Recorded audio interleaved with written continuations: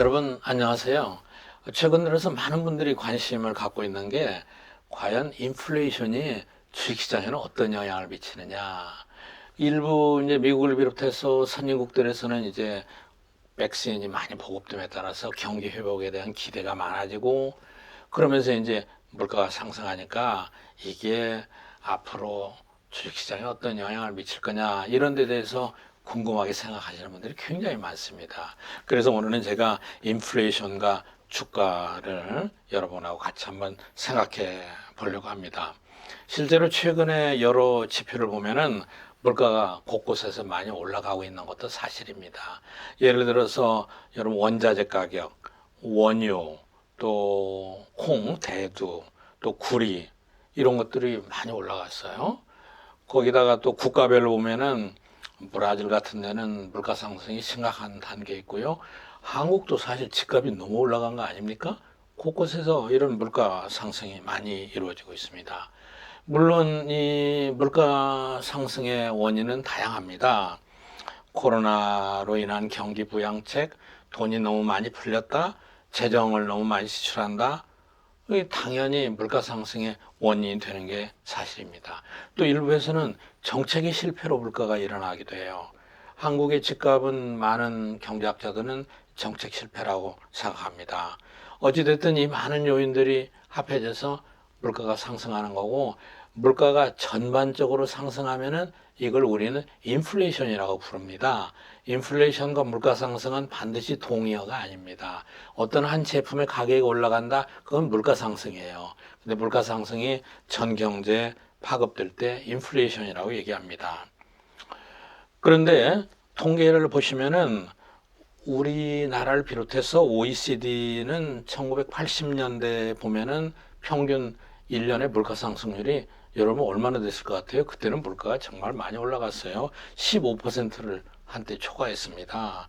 그러다가 한 점차 내려왔어요. 88년에는 10%로 내려왔고 작년에는 OECD 평균이 2% 내밖에 안 됩니다. 이런 그래프에서 보시는 대로요. 그러니까 이걸 정리해 보면은 과거 거의 20년 동안은 OECD 국가에서 인플레이션이 별로 문제가 되지 않았던 게 사실입니다. 그런데 이제 유가, 구리, 식량, 또 주택 그림에 다 나와 있습니다만은 이런 것들이 이제 올라가기 시작하니까 물가에 대한 우려가 높아졌고 인플레이션에 대한 우려와 함께 미국의 국채 금리가 상승하니까 이렇게 된 거죠.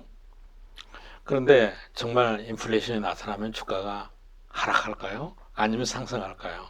제가 우선 과거의 역사적인 자료를 가지고 분석한 거를 한번 먼저 보시죠. 첫째, 긍정적인 측면에서는요, 인플레이션이 나타난다고 반드시 주가가 상승하는 건 아닙니다. 특히 인플레이션은 크게 보면 두 가지 종류의 인플레이션이 있어요. 예를 들어서 비용이 상승해서 인플레이션이 나타나는 거. 우리가 70년대 유가 파동을 겪었죠. 유가가 급격히 올라갔잖아요. 그러니까 원가에 다 영향을 줘서 이 인플레이션이 발생하는 거예요. 그 비용으로 인한 인플레이션이 발생하는 겁니다. 이 경우에는 대체로 경제가 침체됩니다. 원가가 상승하니까 기업의 수익성이 떨어지고 그리고 또 불가피하게 가격을 올린다 할지라도 기업의 수익성이 떨어지니까 이 근로자 고용도 줄어들고 소득도 줄어들고 그래서 수요가 별로 많이 팽창되지 않거든요. 그래서 비용 상승으로 인한 인플레이션은 대체로 경기 침체를 유발하기 쉽습니다. 그렇죠?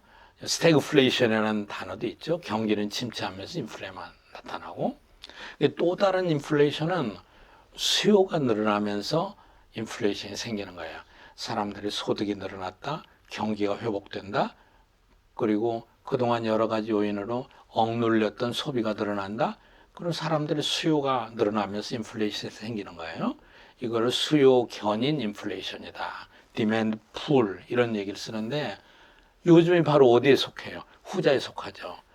이제 코로나로 뭐 다 폐쇄되고 코로나로 여러 가지 그 소비 활동이 억제됐다가 갑자기 풀리면서 늘어나는 것인데, 이 수요가 증가해서 생기는 인플레이션은 과거의 역사적인 자료를 보면은 대체로 주식시장에 오히려 긍정적인 영향을 미쳤습니다. 지난 1990년 이후에 이 BMO 캐피탈 마켓에서 분석한 자료를 보면은 7번의 이 인플레이션과 이자율의 변동 구간이 있었어요. 그런데 이 중에 물가도 올라가고 이자율도 올라가면서 S&P 500은 무려 15%나 상승을 했어요. 반대로 미국의 국채금리가 하락하는 구간에서는 평균적으로 6.4%. 그러니까 오히려 물가 상승과 국채금리 상승이 동시에 이루어졌을 때 역사적으로 보면 주가가 더 높게 상승한 걸 알 수 있습니다. 왜 그렇게 됐을까요? 이자율이 상승한다는 것은 경기 회복기에 나타나는 인플레이션을 미리 기대하고 이미 그 기대가 반영된 결과입니다. 자, 이렇게 되면 여러분이 경제 이론을 이해하셔야 돼요. 제가 퓨처효과에서 뭐라고 얘기했습니까? 명목 금리라는 것은 실질 이자율하고 기대 인플레이션이라고 그랬잖아요. 그러니까 기대 인플레이션이 올라가니까 이자율이 올라가는 거예요. 그러니까 수요가 늘어나서 기대 인플레이션이 올라가고 그렇게 해서 이자율이 올라갈 때는 역사적으로 보면은 주식시장에 나쁜 영향을 미치지 않았다. 이게 이제 실증적인 분석의 결과입니다. 물론 이제 이러한 분석이 다수의 가설은 아닙니다만은 일부에서는 지금과 같은 인플레이션이 일어나면은 주식시장에서 사람들이 자금을 뺄 거다. 이렇게 우려하는 경우도 많이 있습니다. 그런데 제가 보기에는 국제기구나 IMF와 같은 국제기구나 미국 정부나 또 이 전통적인 국제 경제 분석 기관에서는 아직도 인플레이션에 대한 우려는 크지 않는 것 같습니다. 예를 들어 미국이 1조 9천억 달러를 쓴다 할지라도 이것은 미국 GDP 한 9%인데 이것이 미국 경제 성장률의 3년에 걸쳐서 한 5% 내외 영향을 미친다고 합니다. 그러나 IMF 보고에 따르면은 이것이 물가에 미치는 영향은 내년이 가도 2.25%밖에 되지 않을 거다. 그러니까 파웰도 얼마 전에 미국의 인플레는 아직 우려할 정도가 아니다. 그런 얘기를 한 적이 있습니다.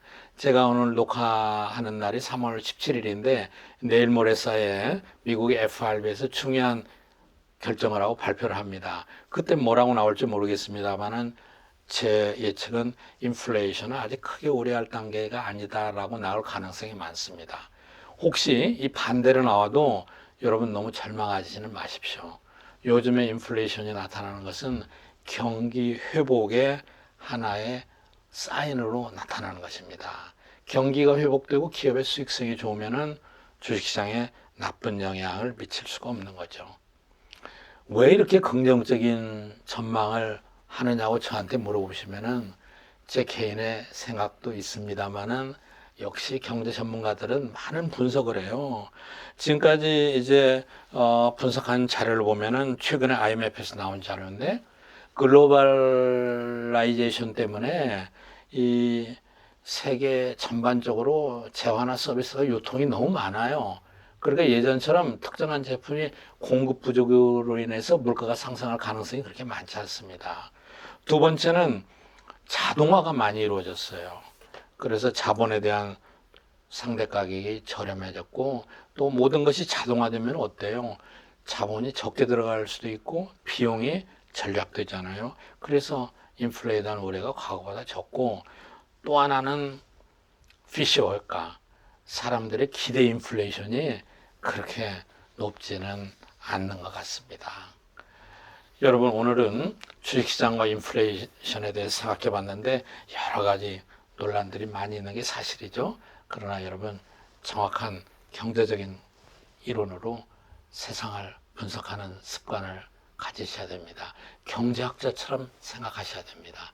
여러분 감사합니다. 네.